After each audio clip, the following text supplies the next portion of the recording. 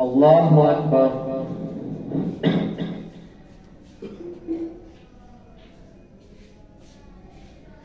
الحمد لله رب العالمين الرحمن الرحيم مالك يوم الدين إياك نعبد وإياك نستعين اهدنا الصراط المستقيم صراط الذين أنعمت عليهم غير المغضوب عليهم ولا الضالين. وإلى مدين أخاهم شعيبا قال يا قوم اعبدوا الله ما لكم من إله غيره ولا تنقصوا المكيال والميزان إني أراكم بخير وإني أخاف عليكم عذاب يوم محيط. ويا قوم أوفوا المكيال والميزان بالقسط ولا تبخسوا الناس أشياءهم ولا تعثوا في الأرض مفسدين بقية الله خير لكم إن كنتم مؤمنين وما أنا عليكم بحفيظ. قالوا يا شعيب وصلاتك تأمرك أن نترك ما يعبد آباؤنا أو أن نفعل في أموالنا ما نشاء إنك لأنت الحليم الرشيد. قال يا قوم أرأيتم إن كنت على بينة من ربي ورزقني منه رزقا حسنا وما أريد أن أخالفكم إلى ما أنهاكم عنه إن أريد إلا الإصلاح ما استطعت وما توفيقي إلا بالله عليه توكلت وإليه أنيب. ويا قوم لا يجرمنكم شقاقي أن يصيبكم مثل ما أصاب قوم نوح أو قوم هود أو قوم صالح وما قوم لوط منكم ببعيد واستغفروا ربكم ثم توبوا إليه إن ربي رحيم ودود. قالوا يا شعيب ما نفقه كثيرا مما تقول وإنا لنراك فينا ضعيفا ولولا رهتك لرجمناك وما أنت علينا بعزيز. قال يا قوم رهطي أعز عليكم من الله واتخذتموه وراءكم ظهريا إن ربي بما تعملون محيط. ويا قوم اعملوا على مكانتكم إني عامل سوف تعلمون من يأتيه عذاب يخزيه ومن هو كاذب وارتقبوا إني معكم رقيب. ولما جاء أمرنا نجينا شعيبا والذين آمنوا معه برحمة منا وأخذت الذين ظلموا الصيحة فأصبحوا في ديارهم جاثمين كأن لم يغنوا فيها ألا بعدا لمدين كما بعدت ثمود. ولقد أرسلنا موسى بآياتنا وسلطان مبين إلى فرعون وملئه فاتبعوا أمر فرعون وما أمر فرعون برشيد يقدم قومه يوم القيامة فأوردهم النار وبئس المرد المورود واتبعوا في هذه لعنة ويوم القيامة بئس الرفد المرفود. ذلك من أنباء القرى نقصه عليك منها قائم وحصيد وما ظلمناهم ولكن ظلموا أنفسهم فما أغنت عنهم آلهتهم التي يدعون من دون الله من شيء لما جاء أمر ربك وما زادوهم غير تتبيب. وكذلك أخذ ربك إذا أخذ القرى وهي ظالمة إن أخذه أليم شديد. إن في ذلك لآية لمن خاف عذاب الآخرة ذلك يوم مجموع له الناس وذلك يوم مشهود وما نؤخره إلا لأجل معدود. يوم يأتي لا تكلم نفس إلا بإذنه فمنهم شقي وسعيد. فأما الذين شقوا ففي النار لهم فيها زفير وشهيق خالدين فيها ما دامت السماوات والأرض إلا ما شاء ربك إن ربك فعال لما يريد. وأما الذين سعدوا ففي الجنة خالدين فيها ما دامت السماوات والأرض إلا ما شاء ربك عطاء غير مجدود. فلا تك في مرية مما يعبد هؤلاء ما يعبدون إلا كما يعبد آباؤهم من قبل وإنا لموفوهم نصيبهم غير منقوص. ولقد آتينا موسى الكتاب فاختلف فيه ولولا كلمة سبقت من ربك لقضي بينهم وإنهم لفي شك منه مريب. وإن كلا لما ليوفينهم ربك أعمالهم إنه بما يعملون خبير. فاستقم كما أمرت ومن تاب معك ولا تطغوا إنه بما تعملون بصير. ولا تركنوا إلى الذين فتمسكهم النار وما لكم من دونه فاستقم كما أمرت ومن تاب معك ولا تطغوا إنه بما تعملون بصير. فاستقم كما أمرت ومن تاب معك ولا تطغوا إنه بما تعملون بصير. ولا تركنوا إلى الذين فتمسكهم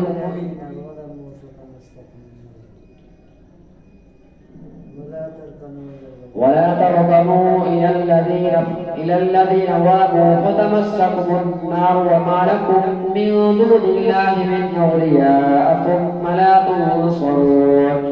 وأقم الصلاة طرفي النهار وزلفا من الليل إن الحسنات يذهبن السيئات ذلك ذكرى للذاكرين.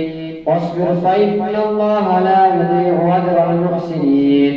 فلولا كان من القرون من قبلكم أولو بقية ينهون عن الفساد في الأرض إلا قليلا ممن أنجينا منهم واتبع الذين ظلموا ما أترفوا فيه وكانوا مجرمين. وما كان ربك ليهلك القرى بظلم وأهلها مصلحون. ولو شاء ربك لجعل الناس أمة واحدة ولا يزالون مختلفين إلا من رحم ربك ولذلك خلقهم وتمت كلمة ربك لأملأن جهنم من الجنة والناس أجمعين. وكلا نقص عليك من أنباء الرسل ما نثبت به فؤادك وجاءك في هذه الحق وموعظة وذكرى للمؤمنين. وقل للذين لا يؤمنون اعملوا على مكانتكم إنا عاملون وانتظروا إنا منتظرون. ولله غيب السماوات والأرض وإليه يرجع الأمر كله فاعبده وتوكل عليه وما ربك بغافل عما تعملون. ألف لام را تلك آيات الكتاب المبين إنا أنزلناه قرآنا عربيا لعلكم تعقلون. نحن نقص عليك أحسن القصص بما أوحينا إليك هذا القرآن وإن كنت من قبله لمن الغافلين.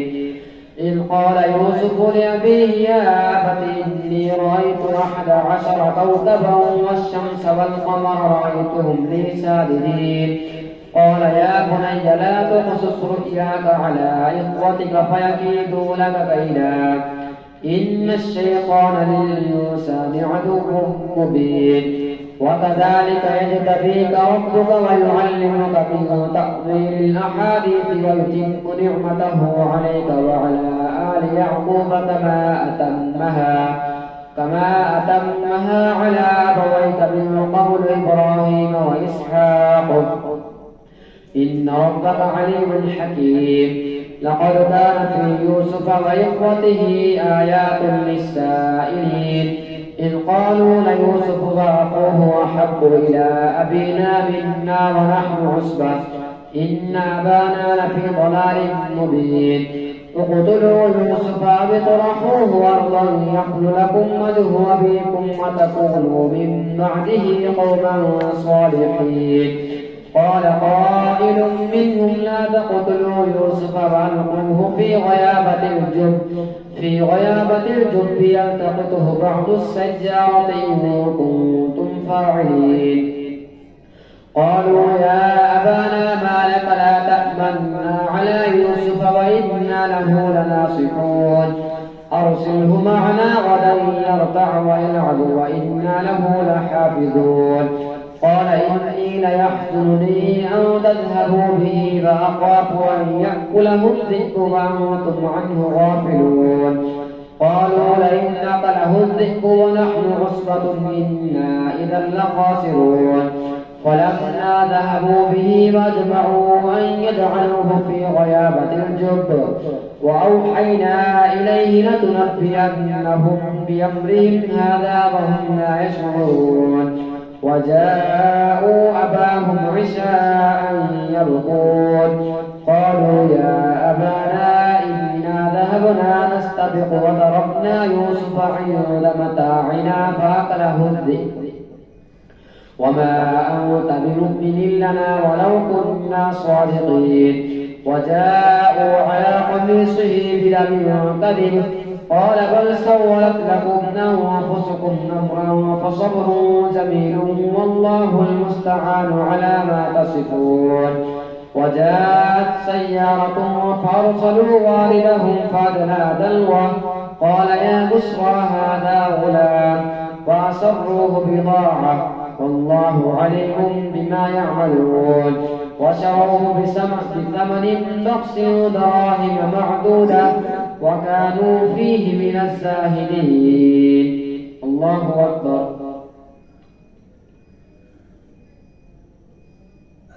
سمع الله لمن حمده. الله أكبر. الله أكبر. الله أكبر.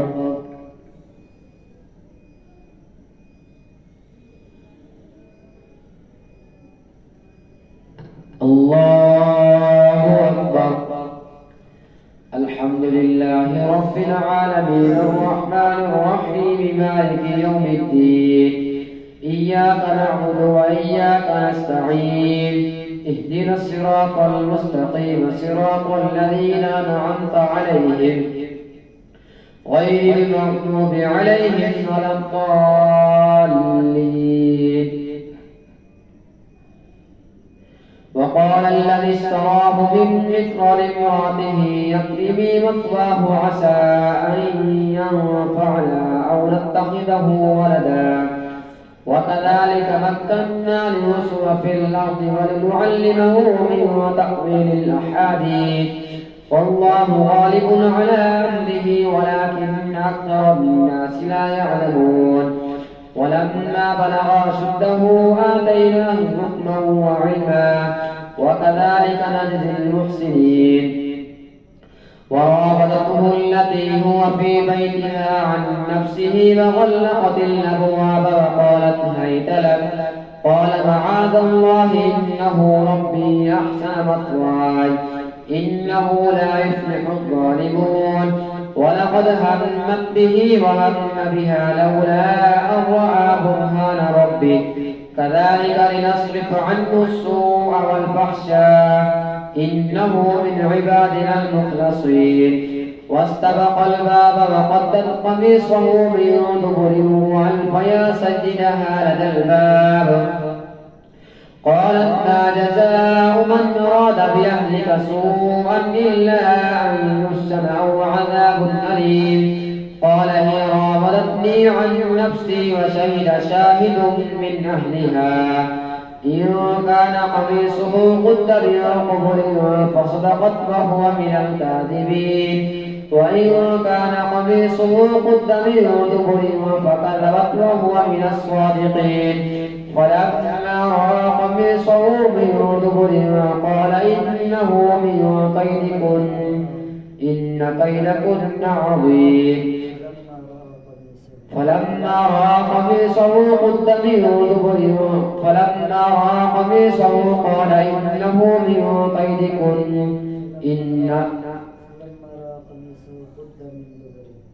فلما رأى قميصه قد من دبر قال إنه من كيدكن إن كيدكن عظيم. يوسف أعرض عن هذا واستغفري لذنبك إنك كنت من الخاطئين.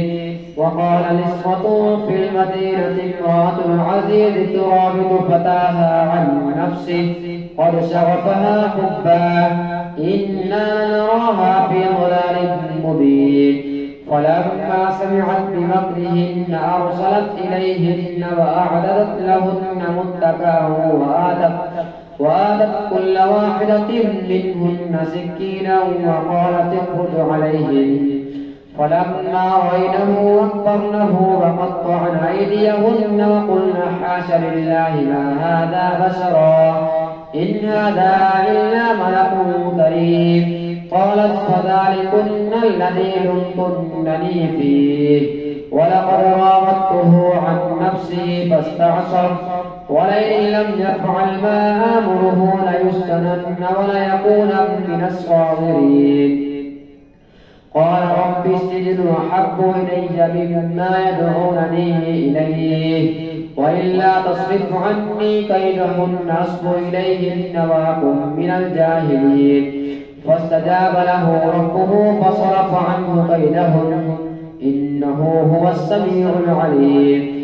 ثم بدا لهم من بعد ما رأوا الآيات ليسجننه حتى حين. ودخل معه السجن فتيان قال أحدهما إني أراني أعصر خمرا وقال الآخر إني أراني أحمل فوق رأسي خبزا تأكل الطير منه نبئنا بتأويله إنا نراك من المحسنين. قال لا يأتيكما طعام ترزقانه إلا نبأتكما بتأويله قبل أن يأتيكما ذلكما مما علمني ربي إني تركت ملة قوم لا يؤمنون بالله وهم بالآخرة هم كافرون. واتبعت ملة آبائي إبراهيم وإسحاق ويعقوب ما كان لنا أن نشرك بالله من شيء ذلك من فضل الله علينا وعلى الناس ولكن أكثر الناس لا يشكرون. يا صاحبي السجن أأرباب متفرقون خير أم الله الواحد القهار ما تعبدون من دونه إلا أسماء سميتموها أنتم وآباؤكم ما أنزل الله بها من سلطان إن الحكم إلا لله أمر أن لا تعبدوا إلا إياه.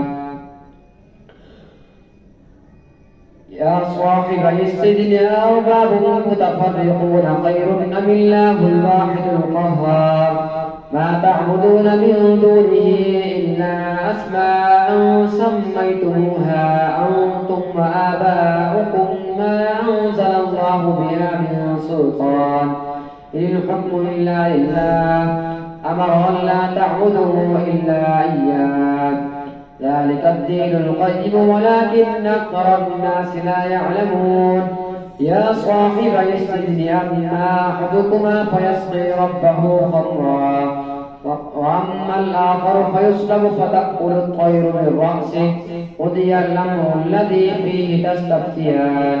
وقال للذي ظن أنه ناج منه اذكرني عند ربك فأنساه الشيطان ذكر ربه فلبث في السجن بضع سنين. وقال الملك إني أرى 7 بقرات سمان يأكلهن 7 عجاف وسبع سنبلات خضر وأخرى يابسات. يا أيها الملأ افتوني في رؤياي إن كنتم للرؤيا تعبرون.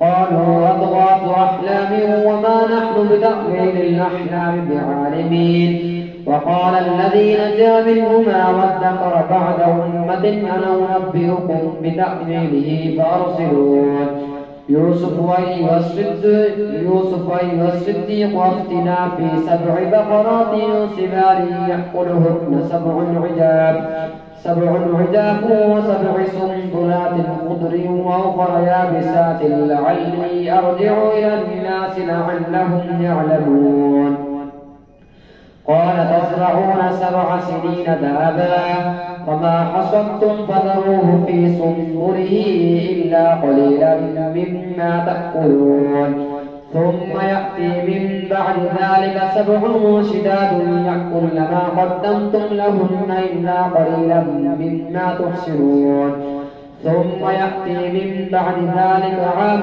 فيه يغاث الناس وفيه يعصرون فقال الملك ائتوني به فلما جاءه الرسول قال ارجع إلى ربك فاسأله ما بال النسوة اللاتي قطعن أيديهن إن ربي بغيرهن عليم قال ما خطبكن إذ راودتن يوسف عن نفسه قلنا حاش لله ما علمنا عليه من سوء قالت امرأة العزيز الآن حصحص الحق وأنا راودته عن نفسه وإنه لمن الصادقين ذلك ليعلم أني لم أخنه بالغيب وأن الله لا يهدي كيد الخائنين